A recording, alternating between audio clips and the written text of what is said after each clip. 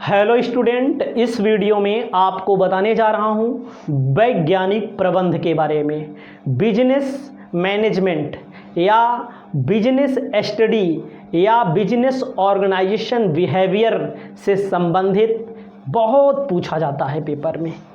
आपको मैं बता दूं, वैज्ञानिक प्रबंध, सबसे पहले वैज्ञानिक प्रबंध साइंटिफिक मैनेजमेंट के बारे में आप थोड़ा समझिए। इसका जन्मदाता, वैज्ञानिक प्रबंध के जन्मदाता F.W. टेलर, पेपर में पूछ लेगा वैज्ञानिक प्रबंध के जन्मदाता हैं बहुविकल्पी में, तो हेनरी फियोल दे देगा, एडम स्मिथ दे देगा, F.W. टेलर दे देगा, एक आध और कोई नाम दे दिया जाएगा। तो याद रखना, वैज्ञानिक प्रबंध के जन्मदाता कौन हैं? F.W. टेलर। और आधुनिक प्रबंध के जन्मदाता हेनरी फियोल। दोनों में से एक क्वेश्चन पेपर में आ सकता है, या तो आधुनिक पूछेगा या तो आपसे पूछेगा वैज्ञानिक प्रबंध के जन्मदाता। तो याद रखिएगा, वैज्ञानिक प्रबंध के माध्यम से क्या बताया गया है, इन्होंने पाया कि श्रमिकों को जितना कार्य करना चाहिए वह उतना कार्य नहीं करते हैं। F.W. टेलर ने बताया, श्रमिक, जैसे मान लीजिए आपके यहाँ 8 घंटे के लिए कोई काम करने आता है, तो 8 घंटा वह काम नहीं करता, या हमारे यहाँ कोई 8 घंटे काम करने के लिए आता है तो वो काम नहीं करता, या हम बच्चों को ट्यूशन पढ़ा रहे हैं, कोचिंग पढ़ा रहे हैं, 1 घंटे के लिए टाइम होता है लेकिन हम 1 घंटा नहीं पढ़ाते। बात सत्य है।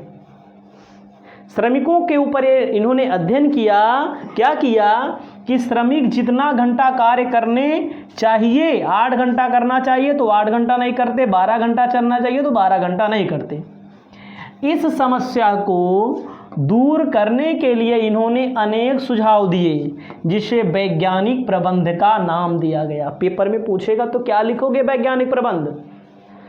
श्रमिक जितने घंटे काम करने के लिए श्रमिक को चाहिए वह उतना घंटा काम नहीं करते। इस समस्या के समाधान के लिए इन्होंने उपाय सोचा, उसे वैज्ञानिक प्रबंध कहा गया ना। किसने सोचा? टेलर ने सोचा, F.W. टेलर ने। परिभाषा इनकी है, देखो, वैज्ञानिक प्रबंध यह जानने की कला है कि आप श्रमिक को से क्या कराना चाहते हैं और यह देखना कि वे इसे सर्वोत्तम या मितव्ययपूर्ण तरीके से करें। मतलब कि इन्होंने कहा कि वैज्ञानिक प्रबंध में बताया गया है कि आप श्रमिक से क्या कराना चाहते हैं और इसमें यह देखा जाता है कि वह सर्वोत्तम या मितव्ययपूर्ण ढंग से किया है कि नहीं किया है ना, उसे करना तो भी चाहिए। उसके बाद आगे देखिए, विशेषता क्या है। विशेषता में आपको ध्यान देना है, विशेषता में आपको ध्यान देना है कार्य का नियोजन। समझिएगा, इसकी विशेषता होती है इसके अंतर्गत कार्य को योजनाबद्ध तरीके से करना चाहिए ना, कल किए जाने वाले कार्य को आज ही योजना पहले से कर लेनी चाहिए। वैज्ञानिक प्रबंध की विशेषता यह बताई गई है कार्य का नियोजन करना। कार्य का नियोजन मतलब प्लानिंग करना। प्लानिंग का मतलब होता है इसके अंतर्गत आपको जो काम करना है उसको योजनाबद्ध तरीके से करना है। आपको पढ़ाई करना है तो योजनाबद्ध तरीके से करना है। कल आपको क्या पढ़ाई करनी है या हमें क्या पढ़ाना है उसके बारे में आज ही सोच लेना चाहिए। उद्देश्य सामूहिक प्रयास कहा गया है। वैज्ञानिक प्रबंध के अंतर्गत किसी कार्य को लक्ष्य मानकर करना चाहिए। कोई कार्य आपका हो उसको लक्ष्य मानकर करना चाहिए। जब तक आप उस लक्ष्य को नहीं प्राप्त करेंगे तब तक वह काम सफल नहीं माना जाएगा। कार्य करने का वैज्ञानिक तरीका अपनाना चाहिए। एक मजदूर को क्या करना, कब करना और कैसे करना है, यह वैज्ञानिक सिद्धांत है। कोई मजदूर है, उसे कब करना है, क्या करना है, कैसे करना है, यह एक वैज्ञानिक सिद्धांत पर आधारित है। समझिएगा, इसमें सब कुछ मजदूर पर ही कहा गया है।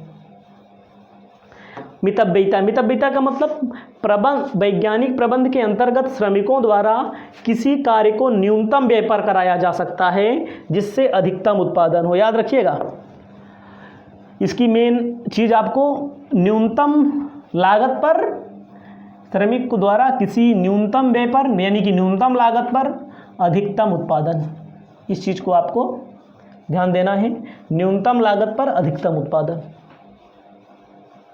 आगे कहा गया है उत्तरदायित्वों की सीमा। प्रबंध, वैज्ञानिक प्रबंध में सभी कर्मचारियों के कार्य एवं उत्तरदायित्व तय कर लिए जाते हैं। सभी कर्मचारी का मतलब अगले कर्मचारी को क्या करना है, अगले को क्या करना है, उसका उत्तरदायित्व भैया तुमको करना पड़ेगा, तुम जानो। आगे क्या कहा गया है, कार्य क्षमता में वृद्धि। वैज्ञानिक प्रबंध के अंतर्गत श्रमिकों के कार्य के समय का अध्ययन, गति का अध्ययन, थकान का अध्ययन, कार्य के बीच मिलने वाले आराम का अध्ययन आदि, इस पर अध्ययन पूरा बढ़िया किया जाए। किस पर, कितना समय काम करते हैं, उनके काम करने की गति मतलब स्पीड कितनी है, थकान करने का अध्ययन, थकावट लगेगी कि नहीं लगेगी, कार्य के बीच में मिलने वाले समय, आराम ना, इस पर अध्ययन करना चाहिए जिससे उसकी कार्य क्षमता में वृद्धि हो सके। सब चीज़ पर अध्ययन करना चाहिए काम से संबंधित। अगला कहा गया है वैज्ञानिक प्रबंध में कहा गया है कि सहयोग की भावना होनी चाहिए, श्रमिकों को सहयोग एवं उन पर विकास भी करना चाहिए। वैज्ञानिक प्रबंध का सिद्धांत आपसे पूछ सकता है पेपर में, आप समझिएगा वैज्ञानिक प्रबंध के बारे में एक एक चीज़। वैज्ञानिक प्रबंध का सिद्धांत, वैज्ञानिक प्रबंध की तकनीक के सिद्धांत का प्रतिपादन F.W. टेलर ने किया, इसको आप जानते हैं। मुख्यतः 4 सिद्धांत हैं। वैज्ञानिक प्रबंध के सिद्धांत का कितने हैं? 4। पेपर में पूछ सकता है वैज्ञानिक प्रबंध के सिद्धांत हैं, तो याद रखना 4। बहुत सारी चीज़ें बहुविकल्पी यहाँ मिलेंगी आपको। विज्ञान ना कि रूढ़वादिता, कहा गया है यह सिद्धांत इस पर जोर देता है कि हमें लकीर का फकीर बनकर काम करने की पुरानी पद्धति को नहीं अपनाना है। लकीर का फकीर का मतलब ऐसे लकीर बना दी जाए उसी पर काम नहीं करना है, बल्कि हम हर समय नए नए प्रयोगों द्वारा नवीनतम पद्धतियों की खोज करके अपने कार्य को सफल बनाने का प्रयत्न करना चाहिए। लकीर का फकीर का मतलब एक पुराने ढर्रे पर काम नहीं करना है, आपको एक नए ढर्रे पर काम करना है, नई योजना पर काम करना है जिससे काम को आसानी से किया जा सके, सरलतम तरीके से किया जा सके। समझिएगा आगे इन्होंने ये भी बताया है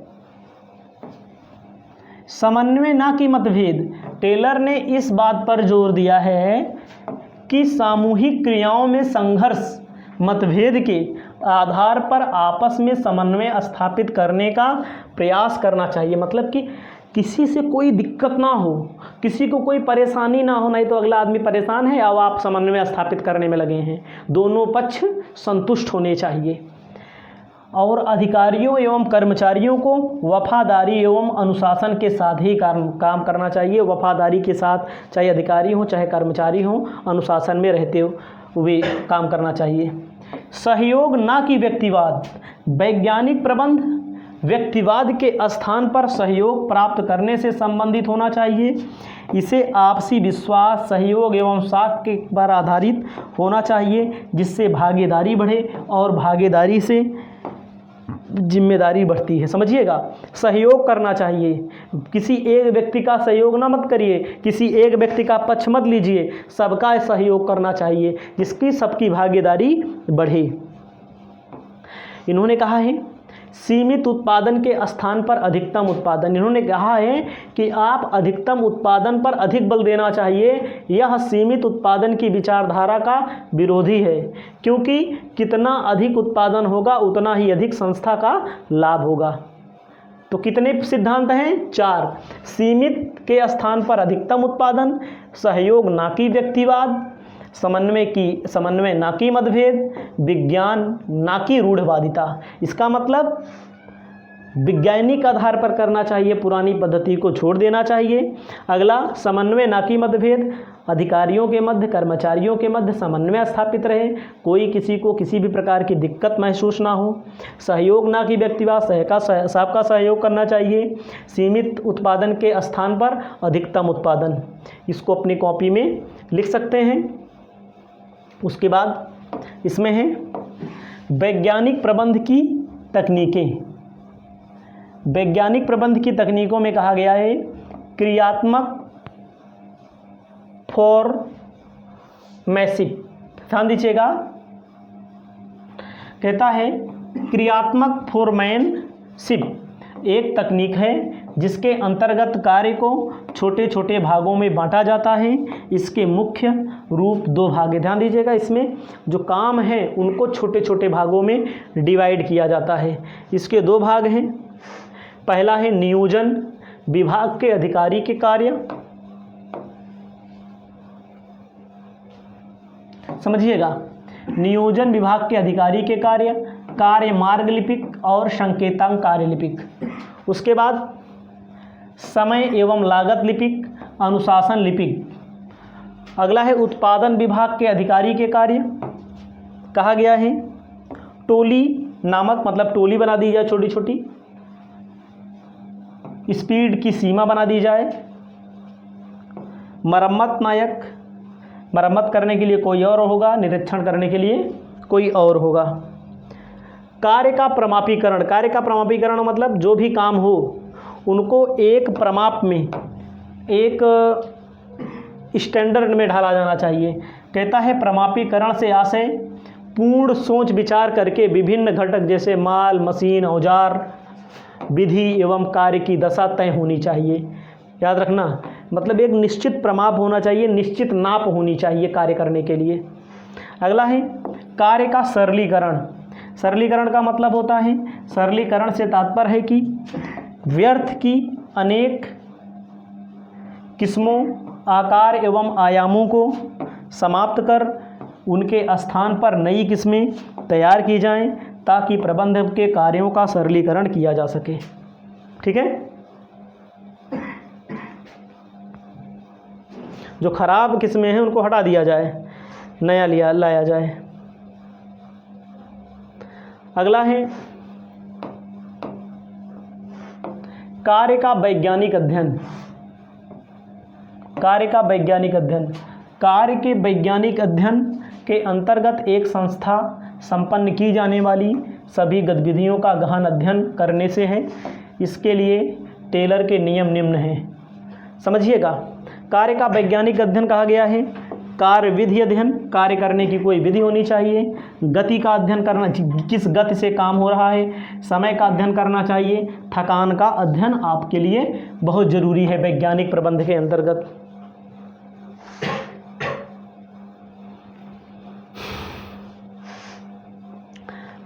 अब इसमें है कार्य विधि एवं गति अध्ययन में अंतर। कार्य विधि अध्ययन में कहा गया इसके अंतर्गत कार्यों को करने की विभिन्न विधियों का अध्ययन करके सर्वोत्तम विधि की पहचान की जाती है। इसका उद्देश्य उपलब्ध संसाधनों को सर्वोत्तम, उत्पादन लागतों को कम किया जाता है। समझ रहे हैं, कार्य विधि में इसके अंतर्गत कार्य को करने की विभिन्न तकनीकों पर अध्ययन किया जाता है, विधियों पर अध्ययन किया जाता है, सर्वोत्तम विधि की पहचान की जाती है। सर्वोत्तम उपयोग करके जो संसाधन है, मानवीय संसाधन, मानवीय का मतलब भूमि, श्रम, पूंजी और लागत को कम किया जाता है। गति अध्ययन का मतलब होता है इसके अंतर्गत कार्यों की दौरान की जाने वाली विभिन्न हरकतों का अध्ययन, अनावश्यक हरकतों को समाप्त किया जाता है। इसका उपयोग करते समय कार्य किया जाता है। अगला है समय का अध्ययन। समझिएगा,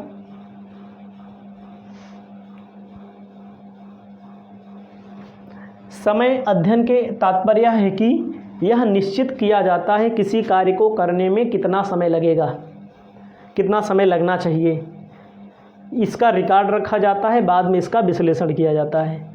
थकान का अध्ययन का मतलब होता है किसी श्रमिक को थकान कब और कैसे होती है, इससे संबंधित जो भी समस्या है उसको कैसे दूर किया जा सकता है। ठीक है, अब एक चीज़ और आपको आगे बताएंगे।